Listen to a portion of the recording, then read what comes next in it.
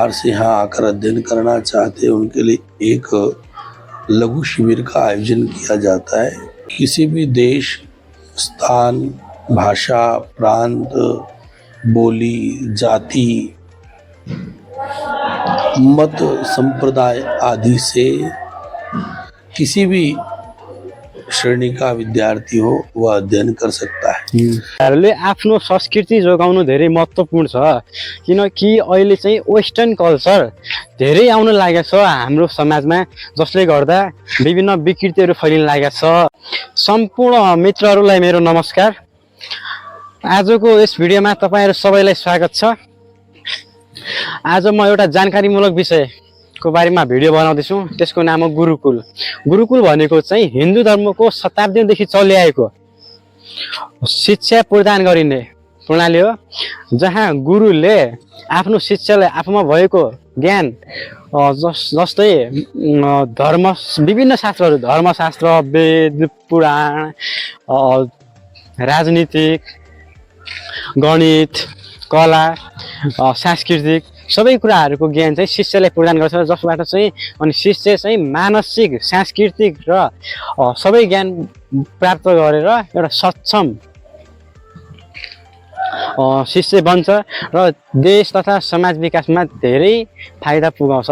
यो चाहिँ हाम्रो सनातन धर्मको धेरै बेलादेखि चलिआएको र यसलाई चाहिँ सिद्ध्याउनुको लागि चाहिँ जब अंग्रेजहरूले चाहिँ 200 वर्ष अर्थात् जति बेला चाहिँ भारतमा चाहिँ राज गरेका थिए नि, भारतलाई कब्जा गरेर राज गरेको थियो, त्यही बेला चाहिँ यो प्रणाली चाहिँ कम हुँदै गयो, तर पुरै कम भएन हैन।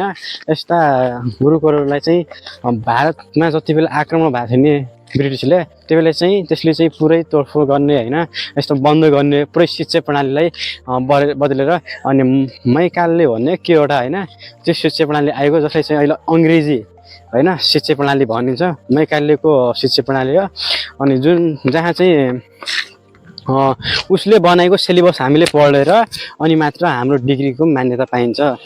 गुरुकुलको बारेमा म यहाँको सबैभन्दा ठुलो गुरु हैन, जुनले चाहिँ यो पुरै सम्हाल्ने काम गर्छन्, उहाँसँग कुरा गर्छु र उहाँबाट केही नयाँ कुरा सिक्नु हुनेछ भन्ने मैले आशा राखेको छु।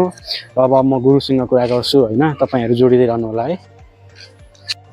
म अब गुरुलाई सोध्दैछु यहाँ के कस्तो विषयमा पढाइ हुन्छ, अनि त्यसपछि यहाँ कसरी डिग्री पाइन्छ, अनि यहाँ पढेपछि कहाँ चाहिँ जब पाइन्छ हैन, समाजमा के राम्रो काम गर्छन् भनेर गुरुलाई सोध्दैछु र म उहाँलाई सोध्छु हैन, तपाईहरु हेर्दै गर्नु होला। जी गुरु, यहाँ पर क्या होता है हैन, यहाँ कैसे एडमिशन होता है, सब कुछ बता दीजिए ना। नमस्ते जी, मैं आप सबका अभिवादन करता हूँ, अभिनंदन करता हूँ। ये स्थान जिसका नाम है श्रीमद् दयानंद वेदार्श महाविद्यालय न्यास द्वारा संचालित श्रीमद् दयानंद आर्ष ज्योतिर्मठ गुरुकुल पौंधा देहरादून का यह स्थान है और यह एक गुरुकुल शिक्षा पद्धति का परिसर है। जैसा कि आप सब लोग जानते हैं कि प्राचीन विश्व में जो शिक्षा पद्धति हुआ करती थी, उस शिक्षा पद्धति का नाम गुरुकुल शिक्षा पद्धति हुआ करती थी।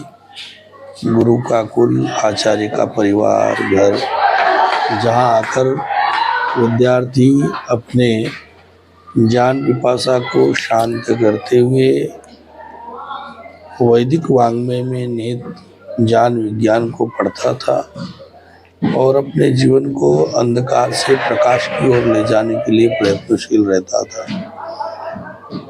ये गुरुकुल उसी परंपरा पर आधारित है और इस गुरुकुल में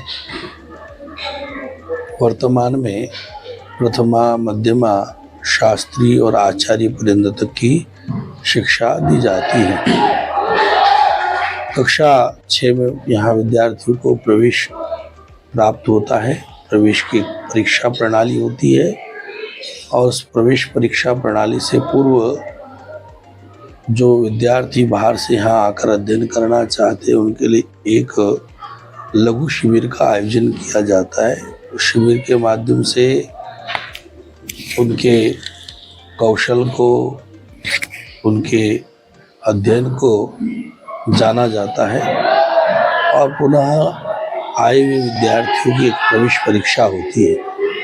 उस प्रवेश परीक्षा के आधार पर हम यहाँ पर प्रवेश लेते हैं और वह विद्यार्थी प्रथम 3 वर्ष अर्थात 6, 7, 8 कक्षा प्रथमा कहलाती है, 9 और 10 पूर्व मध्यमा कहलाती है, 11, 12 उत्तर मध्यमा कहलाती है और शास्त्री का अर्थात ग्रेजुएशन के 3 वर्ष शास्त्री कहलाती है।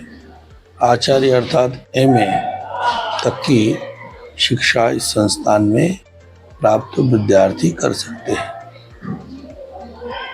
जी गुरु, जैसे नेपाल का जो विद्यार्थी है ना, यहाँ पर आकर पढ़ सकता है। यहाँ पर किसी भी देश, स्थान, भाषा, प्रांत, बोली, जाति,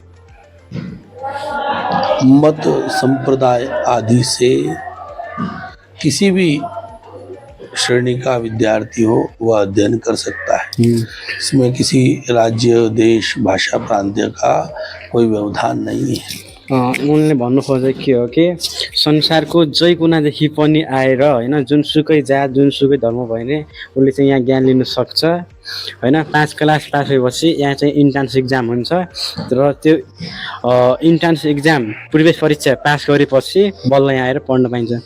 अनि यहाँ पर क्या पढ़ाई होता है? हमारे यहाँ उत्तराखंड राज्य के द्वारा निर्धारित जो संस्कृत शिक्षा परिषद है उसके माध्यम से अध्ययन कराया जाता है और साथ साथ उत्तराखंड संस्कृत विश्वविद्यालय के माध्यम से अध्ययन कराया जाता है।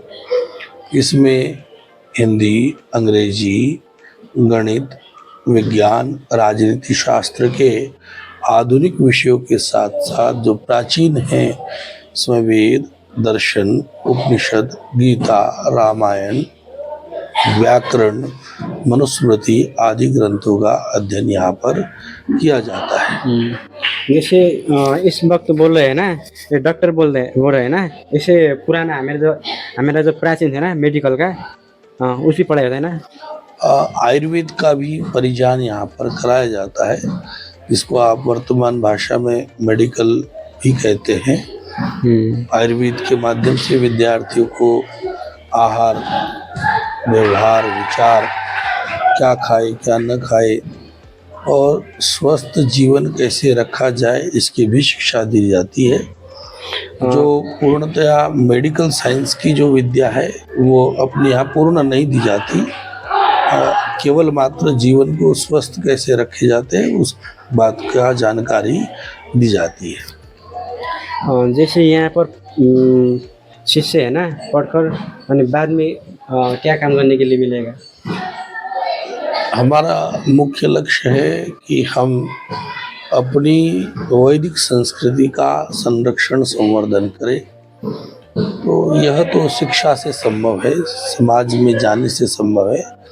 यहाँ के विद्यार्थी अधिकतर शिक्षा जगत में सेवा देते हैं। शिक्षक बनना महाविद्यालयों में, विश्वविद्यालयों में, प्राइमरी विद्यालयों में, केंद्रीय विद्यालयों में, जहाँ भी इस प्रकार की शिक्षा है वहाँ पर शिक्षा देने का काम यहाँ के विद्यार्थी करते हैं। साथ साथ भारतीय सेना में भी यहाँ के विद्यार्थी जा सकते हैं और वैसे भारत सरकार के अधीनस्थ लोक संघ सेवा आयोग के माध्यम से जो भी परीक्षाएं होती है, जिसमें स्नातक श्रेणी का विद्यार्थी, कला विभाग का विद्यार्थी प्रवेश पा सकता है, उन सभी विभागों में यहाँ का विद्यार्थी अपने कार्यक्षेत्र का चुनाव कर सकता है। यहाँ जैसे बाहर से पढ़ना आएगा ना, उसके लिए खाने बैठने के लिए सब व्यवस्था होता है यहाँ पर? हाँ जी, यहाँ पर विद्यार्थियों को आवासीय, गुरुकुल शब्द का मतलब ही यह होता है कि यह गुरुकुल, गुरु का कुल, आचार्य का परिवार होता है और इस परिवार में यही निवास करना पड़ता है। इस गुरुकुल शिक्षा पद्धति का एक अंग है आश्रम व्यवस्था, जहाँ पर अहर्निश रहते हुए वो अपनी दिनचर्या को भी सीखे, जीवनचर्या को भी सीखे और साथ साथ अध्ययन को भी जाने। तो विद्यार्थी यहाँ पर पूरे दिन भर निवास करते, 365 दिन विद्यार्थी यही निवास करते हैं। घर जाने के लिए नहीं मिलता है? वर्ष में एक बार परिवार वालों के साथ मिलने का अवसर भी मिलता है, जिसमें 15 से 20 दिन घर परिवार में वो रहते हैं। बाकी त्यौहार है वो सब यहीं पर मनाए जाते हैं। अभिभावक यहाँ पर आकर के मिल सकते हैं। 2 महीने में एक बार अभिभावक आए, और यदि ज़्यादा जल्दी आएंगे तो मन नहीं लगेगा। विद्यार्थी काल में ब्रह्मचारी को, विद्यार्थी को निश्चित रूप से कुछ तप साधना करनी चाहिए। इसलिए हम बहुत अधिक बालकों को नहीं मिलाना चाहते। जैसे यहाँ पर पढ़ने के लिए आएंगे ना, यहाँ पर एमए तक आचार्य है ना, एमए वहाँ तक भी पढ़ाई है? हाँ, इस मैंने गुरुकुल ऐसा में कहा कि एमए तक की भी पढ़ाई यहाँ पर कर सकते हैं। पूरी व्यवस्था यहाँ पर की जाती है। ये हमारा ये शताब्दी से चलाया था ना सनातन का, ये शिक्षा प्रणाली था ना, शिक्षा के देने का, प्रदान करने का जी। ये कम होने का कारण क्या है? भारत की गुलामी के समय यहाँ पर जब मुगलों का साम्राज्य रहा, उस समय मुगलों के द्वारा अनेक प्रकार की यातनाएं तो दी गई थी, किंतु शिक्षा व्यवस्था में किसी प्रकार का बहुत अधिक छेड़छाड़ नहीं की गई थी। किंतु ब्रिटिश एम्पायर के बाद, ईस्ट इंडिया कंपनी की सरकार के बाद एक मैकाले नामक व्यक्ति हुए हैं, जिन्होंने इस भारत की सभ्यता, भारत की संस्कृति के मिटाने के लिए इसकी शिक्षा व्यवस्था पर प्रहार किया। मैकाले और का उसका नतीजा ये हुआ कि हमारी शिक्षा पद्धति कहीं छूट गई, कहीं अलग हो गई। मैकाले का लक्ष्य तो सीधा सा था, अपनी राज्य व्यवस्थाओं के लिए बाबू कलरकों का निर्माण करना। ये जितना भी हम पढ़ रहे हैं ना, है ना, ये गुरुकुल से दूसरा जो हम पढ़ रहे हैं ना, ये मैकाले का शिक्षा प्रणाली लेना, जितना पढ़ रहे हैं हम अंग्रेजी का। देखिए, जो वर्तमान शासन में जो विषय है, उन विषयों को चयन करना एक अनिवार्य व्यवस्थाएं बन गई है, परंतु अपने गुरुकुल में वह महत्वपूर्ण अधिक नहीं रखते हुए वेद, दर्शन, उपनिषद, जो सनातन हमारी शास्त्र परंपरा है, उसका अध्ययन विशेष रूप से किया और करवाया जाता है। और आप जैसे जो वीडियो देखते हैं ना, उनके लिए आप क्या कहना चाहते हैं? मैं कहना चाहूँगा आपके जो दर्शक लोग हैं उन सबको कि हम कोई भी शिक्षा पद्धति को पढ़ें, और अपनी सनातन संस्कृति के पद्धति के साथ भी जुड़े रहे।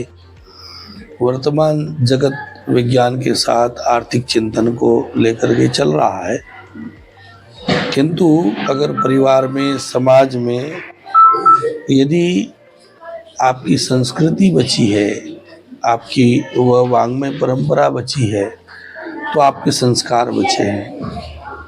संस्कार विहीन जगत से सब जगह व्यवधान ही है, कष्ट ही, दुख ही है। आज जितना विज्ञान बढ़ रहा है, जितने सुख साधन बढ़ रहे हैं, उतना ही हम मनुष्य दुखी है। उसका कारण यह है कि सनातन परंपराओं की अवहेलना, सनातन शुद्ध परंपराओं की अवहेलना बिना किए हम अपने अध्ययन को जारी रखें। और युवा वर्ग से मेरा विशेष निवेदन है कि आप स्वयं को प्रथम जानें और पुनः फिर आप संघर्ष के लिए तैयार हो, तो निश्चित रूप से आप उत्साहित रहेंगे, ऊर्जावान रहेंगे। आपका बहुत बहुत शुक्रिया, आपने इतना मुझे टाइम दिया। और बहुत धन्यवाद। मेरो पछाडिदेखि लागे चाहिँ गुरुकुल हो, अनि उहाँ चाहिँ सबै शिष्य हुन्, यहाँ पढाइ गरिरहेका छन्। जति पनि देखिन लागेका छन् अहिले चाहिँ खेल्न लागेका छन्। अनि यो पछाडि चाहिँ पढाइ हुने भवनहरू छन् होइन। म अरू पनि देखाउँछु। म आज गुरुकुल आएको थिएँ अनि यहाँ चाहिँ हवन हुन्छ ऊ त्यहाँ देखिन लागेको छ। यहाँ चाहिँ एकदम शान्त वातावरण हुन्छ। बाहिरको सबै मान्छे आउनु पाएन होइन। यहाँ पढ्ने शिष्यले पनि बाहिरको मान्छेसँग कुराकानी गर्न पाउँदैन। सबभन्दा कमभन्दा कम भेट हुने गर्दछ बाहिरको मान्छेसँग। अनि सफा पनि धेरै हुन्छ र अनुशासन सबैभन्दा बढी हुन्छ। जसरी हाम्रो स्कुलमा गुरुलाई बेइज्जत गर्ने, गुरुलाई गाली गर्ने हुन्छ, त्यस्तो चाहिँ हुन्न यता होइन। यहाँ चाहिँ मेन भनेको संस्कार र सनातन धर्म हो होइन फोकस गरिएको। र संस्कृत भाषामा चाहिँ मुख्य विषय हो यहाँ चाहिँ पढाइ हुने, जसमध्ये चाहिँ वेद होइन। अनि त्यसपछि गएर यजुर्वेद अन्य यस्तो धेरै छन् हाम्रो होइन सनातन धर्ममा।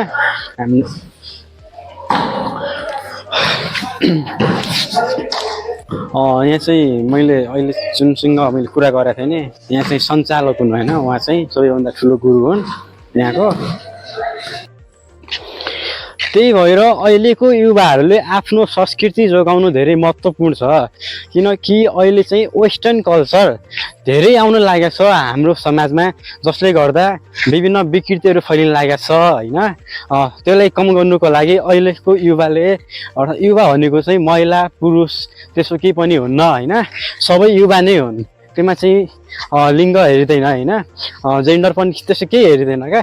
त यी युवाहरूले चाहिँ अहिले संस्कृति जोगाउनुको लागि महत्त्वपूर्ण भूमिका खेल्नुपर्ने छ र जसले गर्दा आउँदो पिँढीलाई होइन दुःख नहोस्, आउँदो पिँढीले पनि हाम्रो के संस्कृति हो त्यो देखोस्। यहाँको चाहिँ आज सकियो, हेर्दै गर्नु होला। भोलि अरू कन्टेन्टमा ल्याउने छु। हस्, धन्यवाद सबैलाई।